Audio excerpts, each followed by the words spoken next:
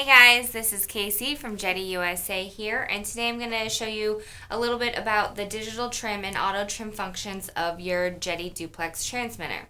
So the cool thing about this transmitter is that it offers 3 different ways to actually do trim settings on your airplane. The first one is called the standard. So what that allows is the trim buttons are associated with the gimbal on the same side of the transmitter. So if I wanted to change, say, the aileron trim, I could do it directly under the gimbal that I use to control my ailerons. The other type of trim settings that we have is going to be your auto trim settings. And this is neat because it allows you to adjust your trim without actually having to take your hands off the sticks. So the way that you would actually program that is you would go into your main menu, you would go into advanced properties, and then you would go into other model options. When this menu pops up, you'll see auto trim switch. It's very easy. All you need to do is click on this and assign it a switch. I like to set it to a spring-loaded switch, and I'll show you why in a few minutes. So now that I have my switch assigned, I'm going to hit OK. I'm going to go back to the main menu. So if I'm flying and I need to urgently correct trim, I simply hold up my switch, and now I can adjust it with my gimbals. I don't have to use the function buttons underneath the gimbals. And I can also adjust 2 at one time. And as you can hear, it beeps when you're in the trim setting.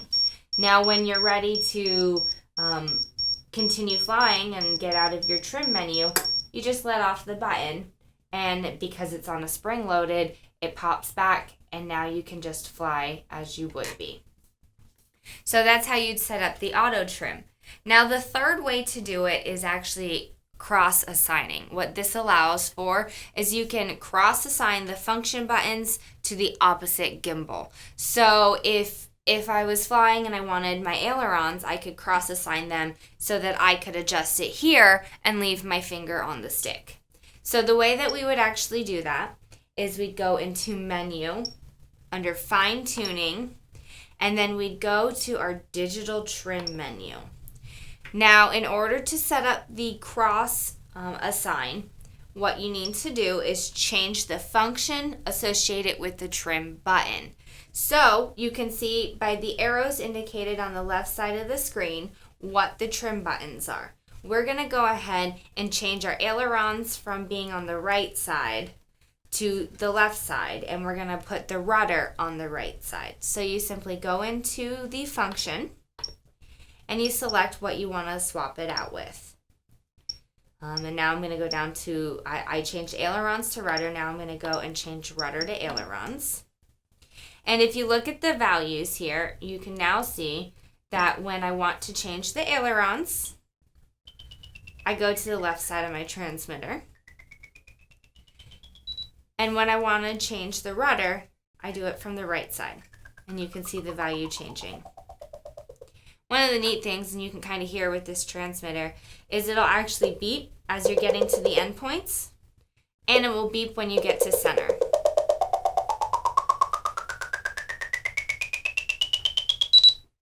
So I don't actually have to be looking at this screen to tell when I have put my value into center.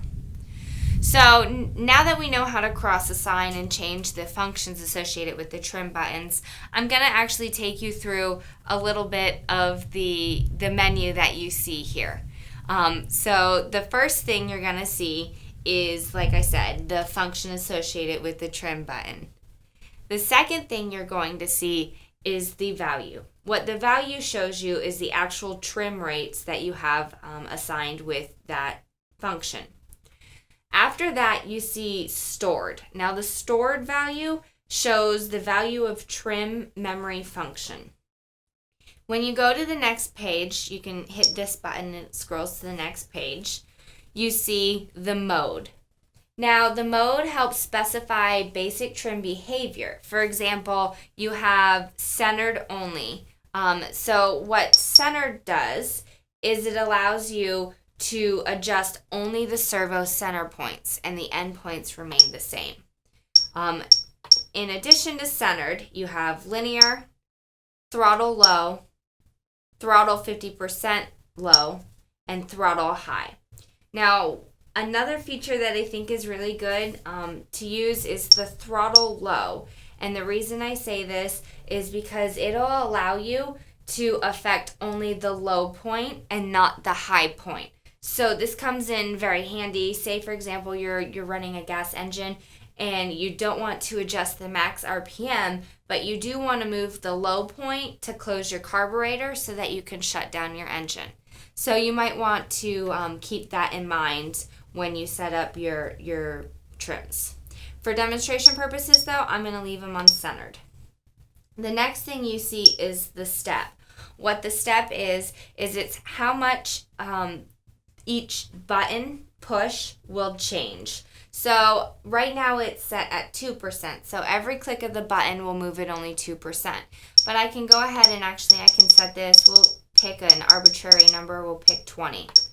Now every time I hit the button, it will change my rate 20%.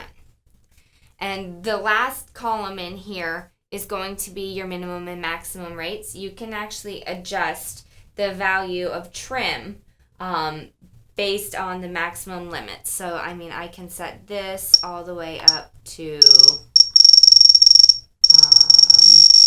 150. So you can go from 0 to 150.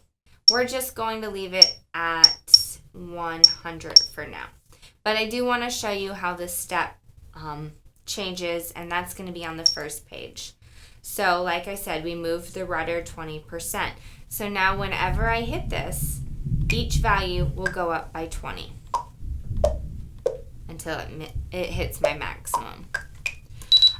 For any more information regarding the different modes or any questions about digital trim, you can reference your manual, or you can call us or send us an email, and all of our contact information can be found on jetiusa.com.